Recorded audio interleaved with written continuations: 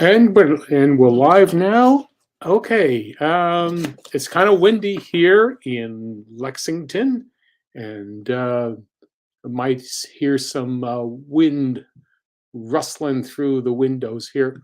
But anyway, uh, I think it's time for my show, and so I'm going to just get the countdown and the new show opening, and here we go.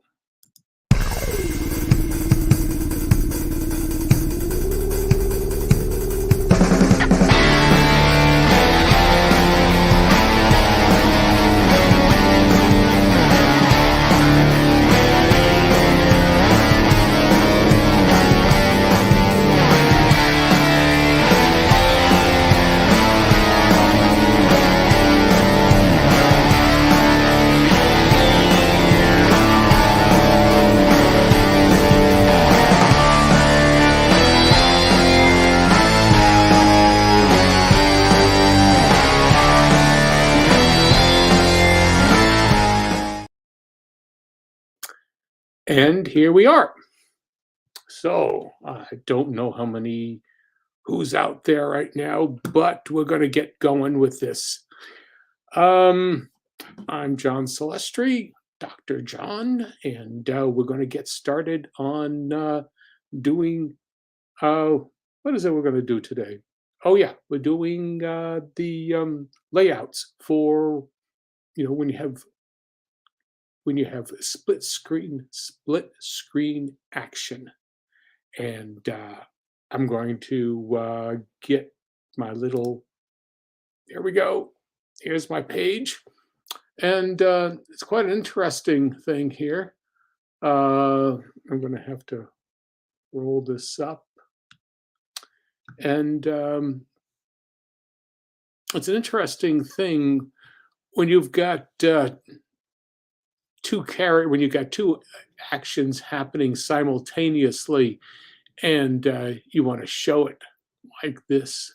You want to get things happening simultaneously. It's a tricky thing to do. But anyway, before we get started on this, first I want to say that that Dr. John is a member of the Rising Tide Broadcast Network, and very very happy to be part of that. We have a whole lot of shows on this network, as you will see here. Uh, where am I? We are right there at the 3 p.m.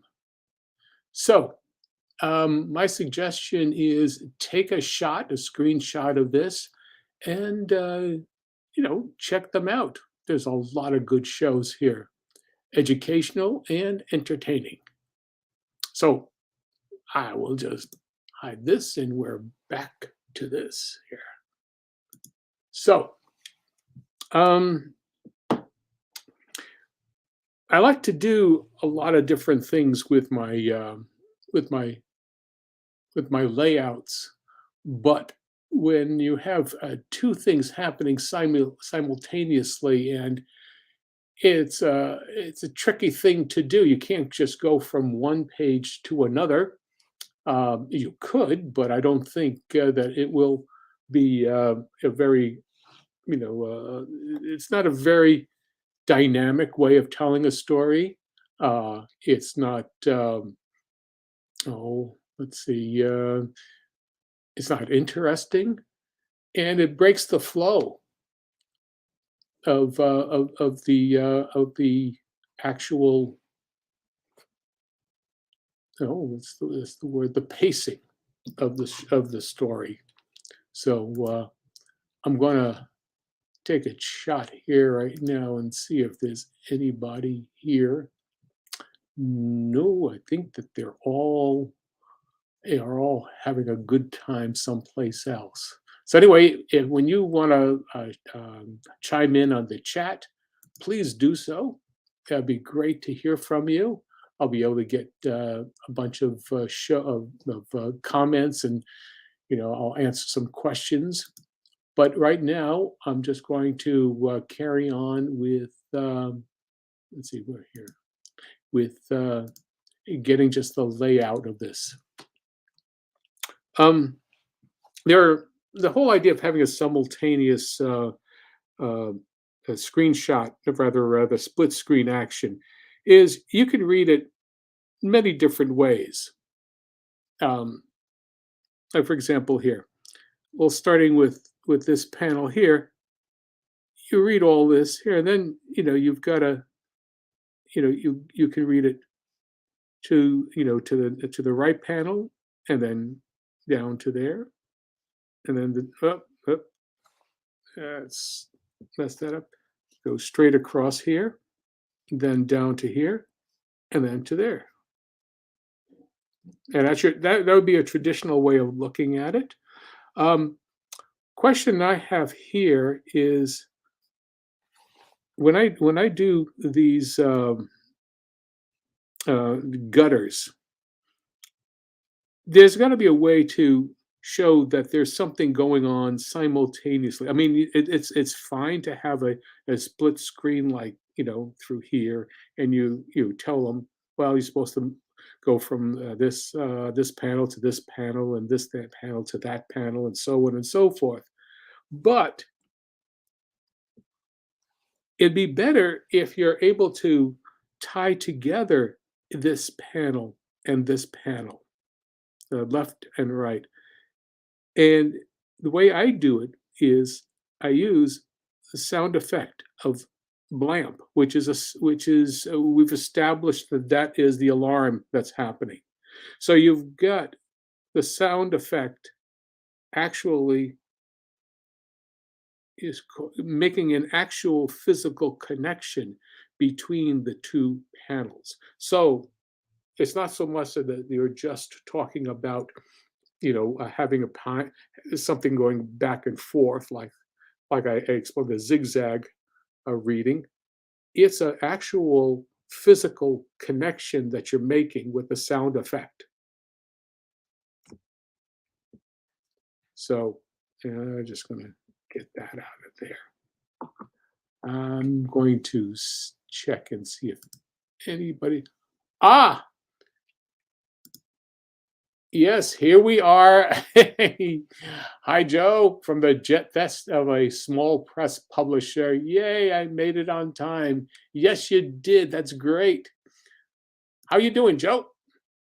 Uh, uh, Let me know that I guess I'm trusting that the sound is coming through.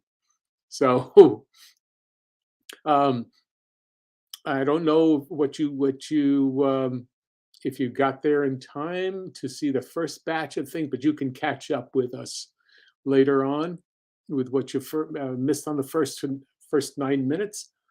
I'm going to carry on with this, and unless you've got a let's see, we got here. Frater CR, hello, John. Nice to see you. Nice to see you. Nice to see you here. Frater, that's great. Thank you. Thanks for showing up, and joining us. I'm going to carry on with this particular thing. So, with having simultaneous action going on, as I said, I'm tying in the blamp. That's the alarm system. So that's cool. That's good. That works for me.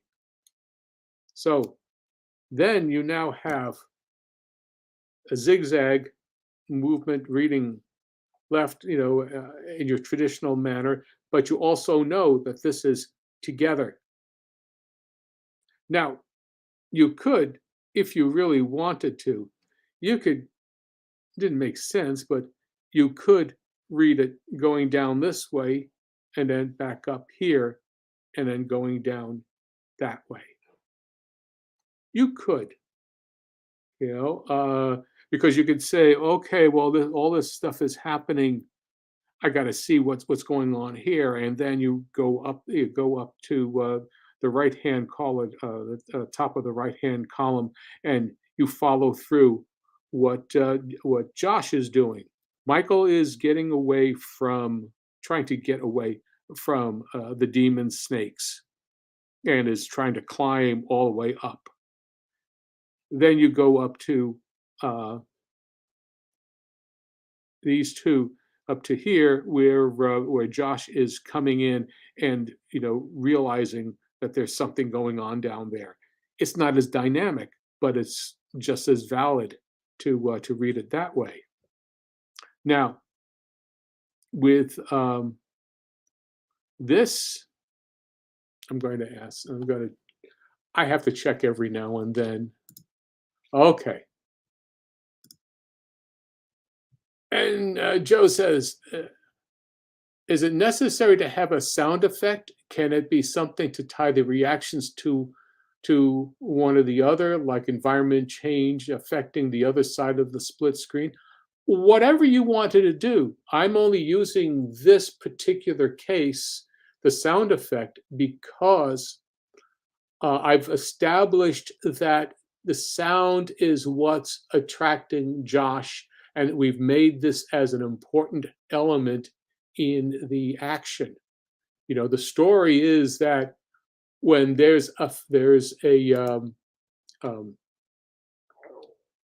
when there is a danger of damage being done to this wall, the everybody goes running, and in fact, Josh has been there several times already to check on the wall and was part of the group. But they've turned off the alarm and they have been checking to see if there's any damage. And then within a half hour or so, this new effect of damage, potential damage to the wall, is taking place. So it's important for this particular story and the action to use a sound effect. But you could do anything that you want that makes sense in telling your story. So here, let's get here. So where we are now, I'm going to do a little more here with in terms of what I'm doing with the actual with the placement of the figures. Michael is going up, is really the intent is an upward movement here. But at the same time, as Michael is moving, the placement here is moving. As you'll note, the screen is moving towards Josh, even though it's going upwards.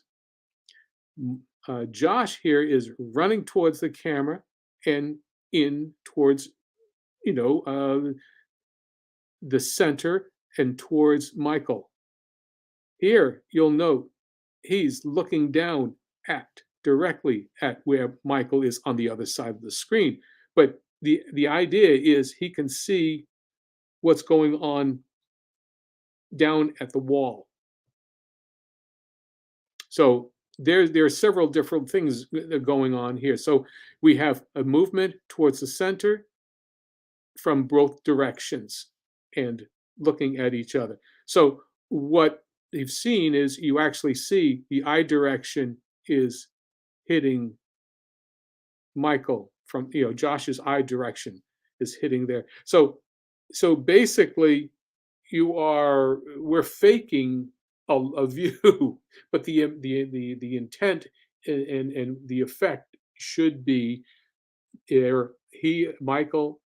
Josh is actually seeing what's happening to Michael here. Now, let me get another layer here, so I can put another one up here. Okay, so, and I'm going to check to see. Okay.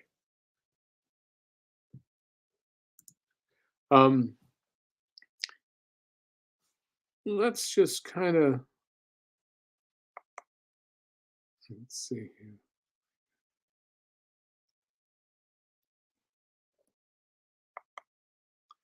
here. I'm also using in many ways for eye direction the various word balloons here. There's a lot going on, in relationship to what's happening. Um, if I look at this element here with the it's very simple and straightforward on Michael's side of the page. There's just really a running commentary, a thought element. Michael tells the reader who is really that's his or hers um,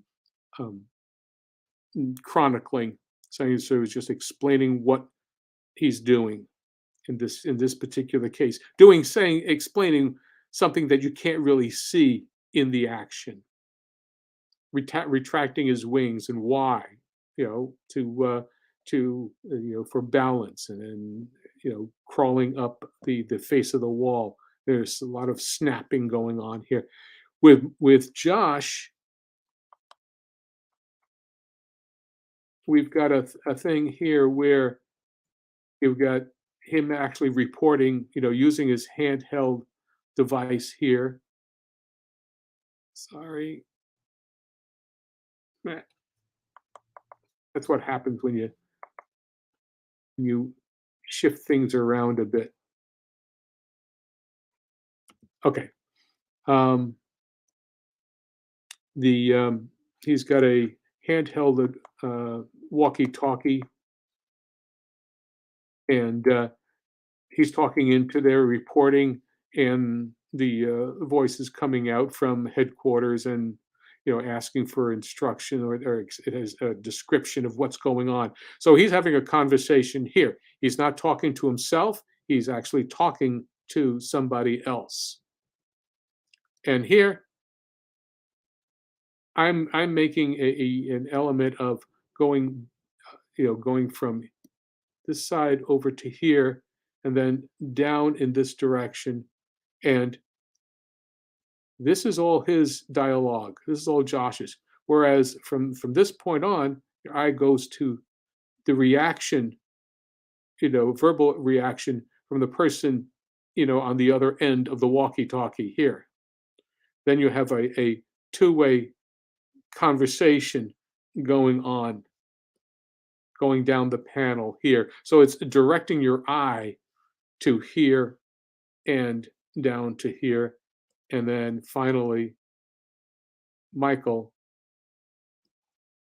talks here. And the last line is, I've got to help her.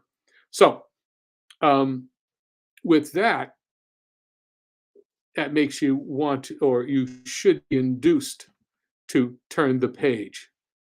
And that's everything that you want to do, is to get to read the action, on that page, and then make you want to turn the page to move forward. Let's see. Questions? Okay. Joe says, interesting how camera angle plays a role in developing that sense that one side is observing the other. Well, yes. In many ways, it's, again, it's a split screen. It's not just a cutting back and forth from one, from one to another. The it's like the old days of I'll take that off here. We are talking about if you were a camera, instead of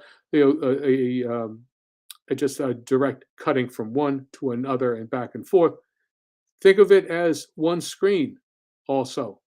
this is happening simultaneously.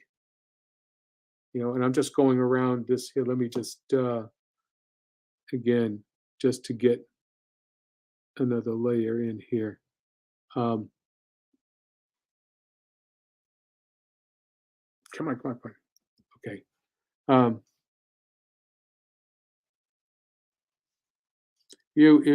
let's just play with that a little bit. You've got this the same screen, as you're seeing it simultaneous. When you shift down to the next one, you've got this is happening, and then so on and so forth here.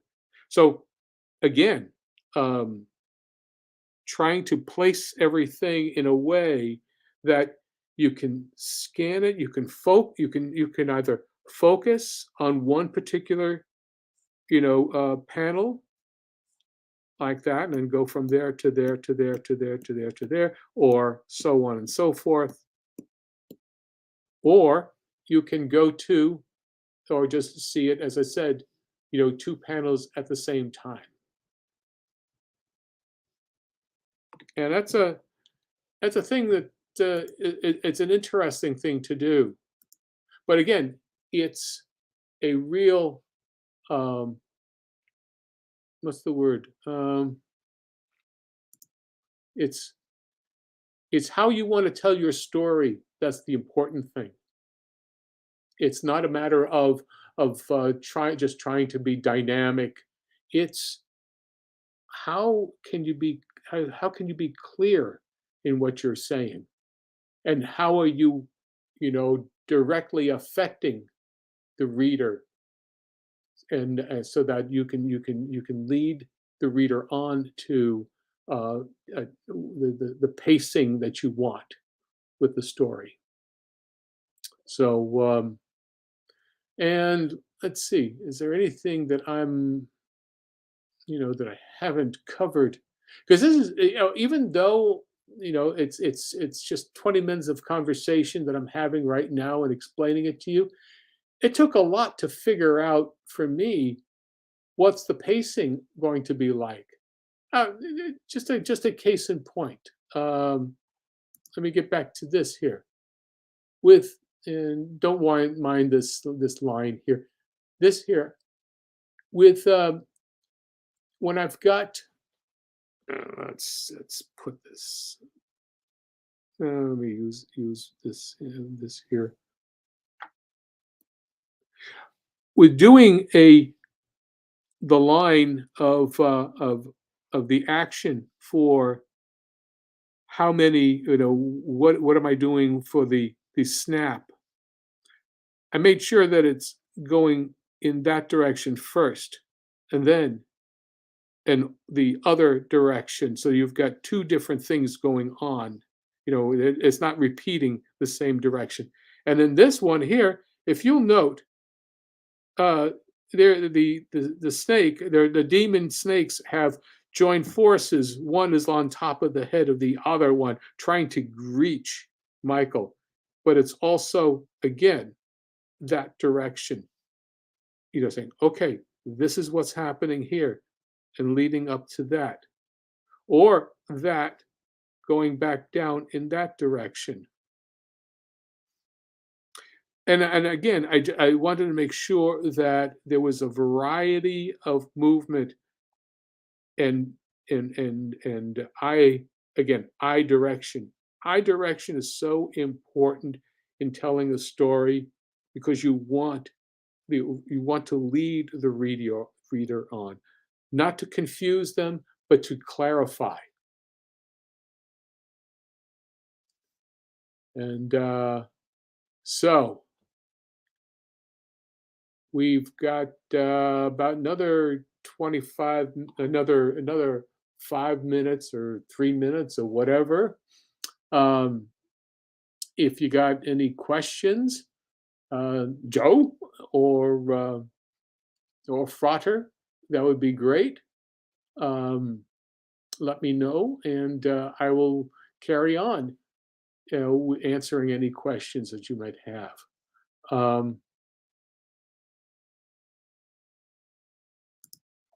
Okay, Joe says, Wouldn't the pacing be determined by what is linking the two sides together? In this case, the effects of the left affecting the people, Josh, on the right simultaneously? Um, well, but what is like, uh, not yeah, you could say that.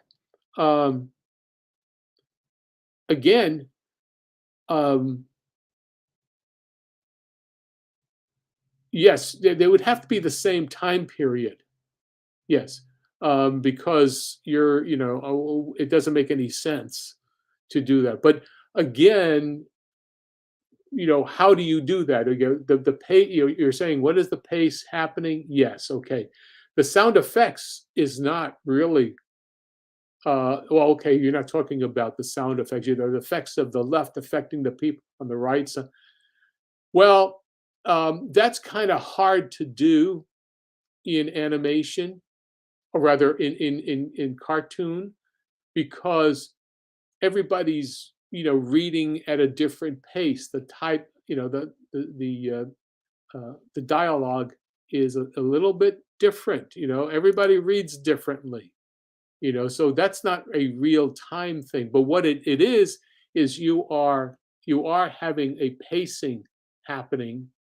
It depends on a person looking at that top screen here. If it's this here, takes a person like 5 seconds, to read, and then going to here.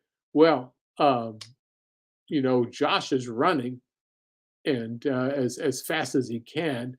Uh, you may want to say, "Oh, okay, this is how I see it." Okay, so you've got somebody here reading this. Let me do another different color here. Let's do this one here. Okay, so someone is looking at this. Okay, and and then goes, okay, I'm going to read this here, and that's what's happening here. But I want to read it this way because I'm following that dialogue here, and I'm going to go through here, and I'm going to see this, and then I'll go, oh, I'm watching here. I'm looking at all this, and then here. So you really are not determining, you know, it's not just, left, right, left, right, left, right. It's, left, right, down, left, right, down, left. There's a whole lot of different things that could be happening time wise with that because this is not really affecting that. They are working with each other, but they're not cause and effect. They are they are occurring at similar times, but they're not being affected, the same way as a bouncing ball would be. You know. Okay. Frater says, we see Josh gets closer and closer, but how corresponds that with Michael? We see gets bigger and bigger, but Michael stays small. Wouldn't it be, well, he's bigger? No, no, because the camera is two different places. We're not switching the camera. We're not switching the camera from, from left to right. And as Frater says, better because he gets closer to her. No, that's not the case. You got two cameras, and we're cutting. Let me get here. Yeah, in this particular case, we have two cameras happening here. There's one camera that's following Michael. This is camera A. This is camera B. And that is where we are. The camera is following again, Michael here, here, and here. This case here, we are, if there was a jump here, it was because the camera is following, it's like a handheld, and is following Michael, or rather Josh here, and then jumping over to make sure that he's looking at, and we're getting closer and closer to him, looking at it. So um, here's one of the things about panels and gutters. Gutters indicates some sort of little passage of time that you say. I mean, there is a bit of time where as Michael, as Josh is running towards the um, towards the noise. What's happening here is Josh Combs is reporting a disturbance in Sector B. So he doesn't know what the disturbance is, other than we've got the sound effect, the alarm system is going, and so therefore he's running. There's basically this here is a time thing, a camera move of some sort here with the gutter here, and it says, "Is there any damage to the wall?" Is the other, his supervisor is saying over the walkie-talkie, and so therefore Michael, that institutes, that instigates the Mike, Josh rather, looking over the wall. He says, nothing, at least to the interior. I'll do an exterior visual examination, searching, scanning the wall. My head beams fading, can barely reach the bottom to get a clear visual. What the hell? What? There appears to be a naked girl down there. So he's leaning down and looking down. So now you can see that he's seeing that. Okay, and that continues to see that. So there's where your thinking, it isn't so cut and dry mechanically. You're trying to jump from one place to another, but in a way you don't have to be literal. Let's see here. If Blamp is an alarm, the fight is tied to what they're investigating.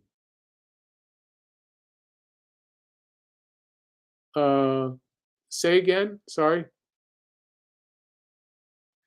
The sound effect is, yes, Josh is investigating what's causing. Well, first of all, we know that there's something happening to the wall. There's been damage, and he's looking to see if there's any damage, and so that's what he's doing first. He doesn't see Michael until he peers over the wall and he's scanning to see what's going on here. So let's see here. Go up to a more.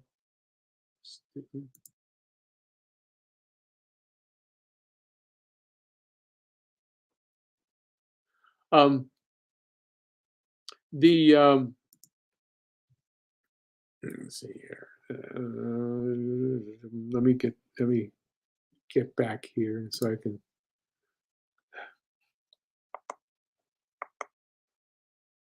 Okay.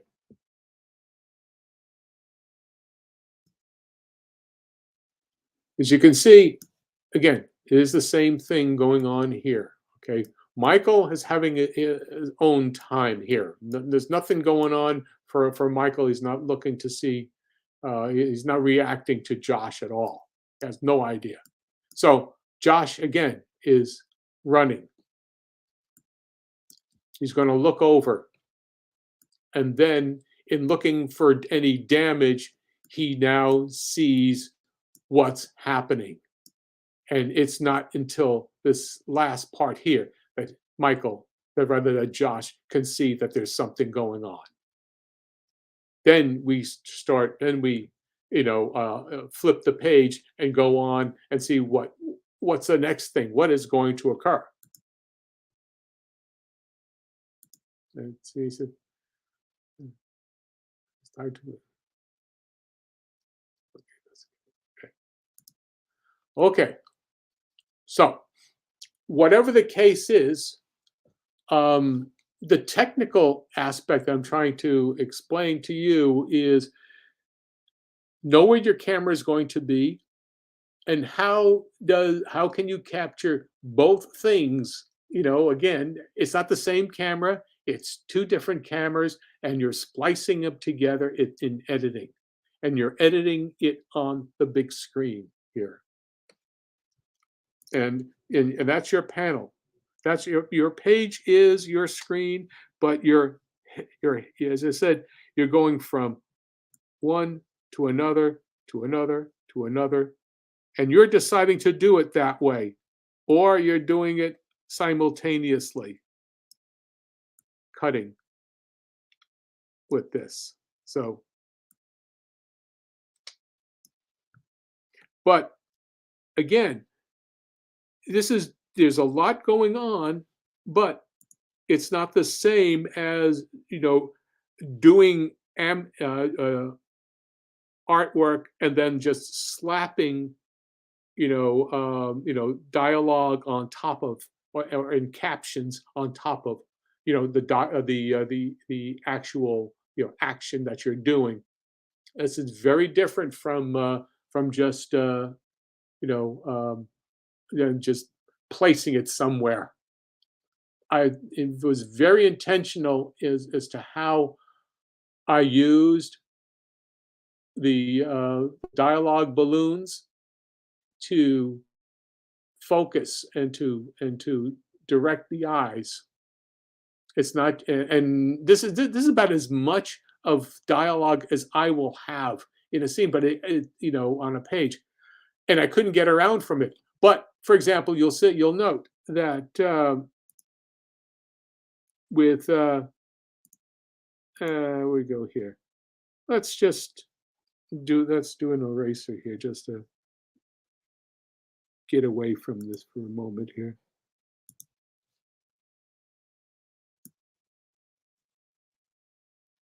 You'll note in this particular case here, there's a fair amount of, in this case here, there's that spur from that word from him, from Josh, and then it continues, and that directs to there.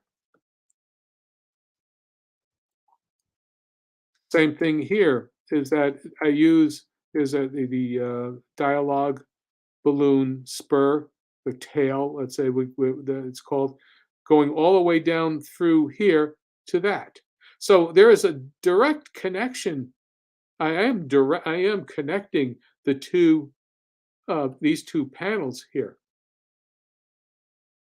and trying to make it as interesting shapes as possible. Again, it's all layout, directional going, and that allows me to, you can actually, read it going from here to here to here and then to there. There are so many different ways that a reader can still get all the information and it would still feel right. Okay.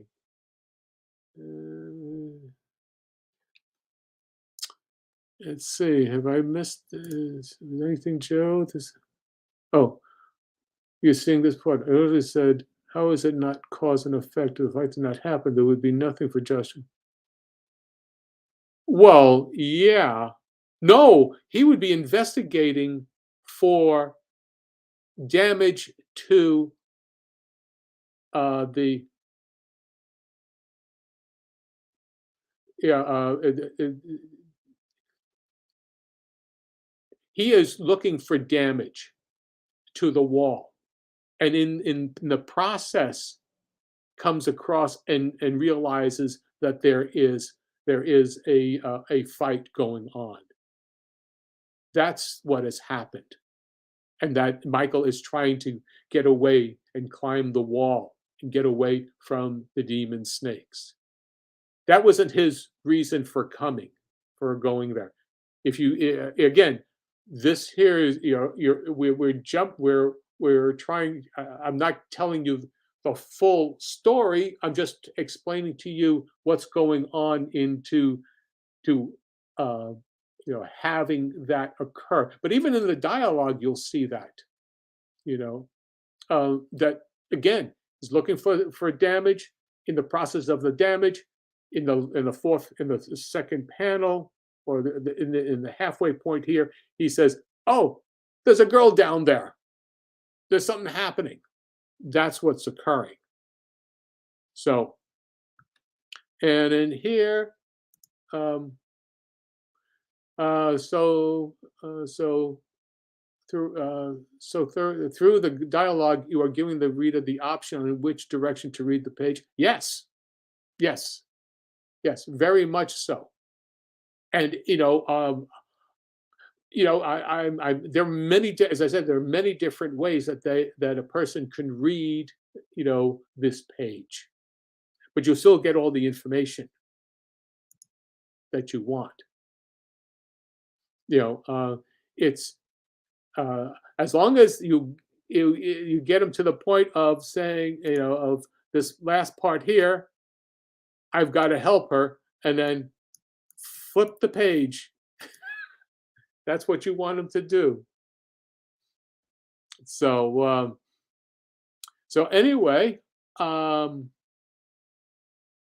yeah, we could unfortunately, when you have if there's so much in each page, it's hard and it's difficult, to say, well, what's going on before and what's going on afterwards. Well, yeah, I don't have I'm not working on that. We're just talking about the technical aspects.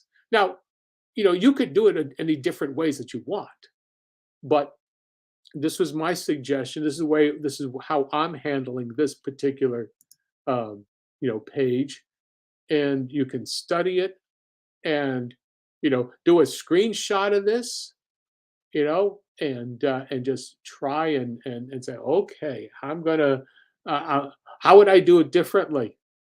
You're very welcome to, given the parameters. But once again, I think I've given all the necessary information here in terms of the dialogue and what's happening. The all it's a disturbance in this case is the fact that the alarm is on, and so that means there's something. And what it is there's damage. The damage is to the wall. That's the motivating situation for Michael, because it previously, rather for Josh, in previously, all I knew is that there was an explosion. I had no idea what was going on. I have no idea who Michael is or what's going on. So again, this is a very strong debate. Let's see here. Let's see.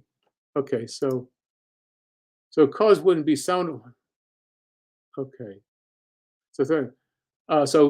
cause wouldn't be alarm sounds and effects. Be investigation leads to finding a fight at the wall. Yes, yeah, the alarm sound, the sound effects, and that's, well, we know that there's something going on because the alarm has been tripped.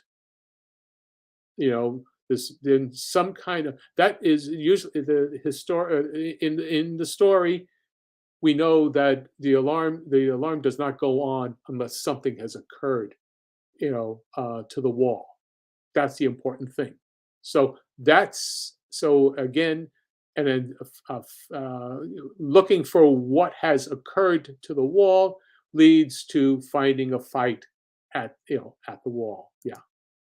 Maybe it's because I'm looking at BLAMP as a mechanism that drives both the fight and the investigation. Is like, no, that has nothing to do.